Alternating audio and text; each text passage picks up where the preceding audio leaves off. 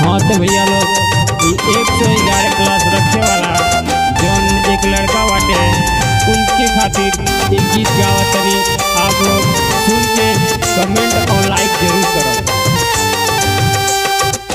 111 कलश रखले हो छतिया, पहले 11 दिन माई के भगतिया।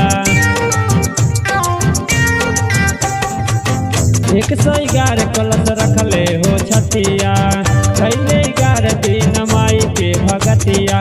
रोची देहले अपनी हसिया, रोची देहले अपनी हसिया। 111 रख कलसिया, रोची देहले अपनी हसिया।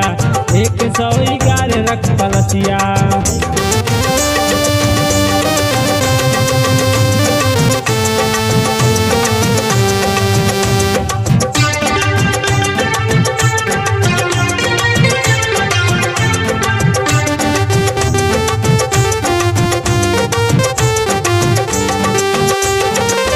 भक्ति में शक्ति रहे उनकर खास हो, माई बाप छोड़ी के बनी गईले दास हो।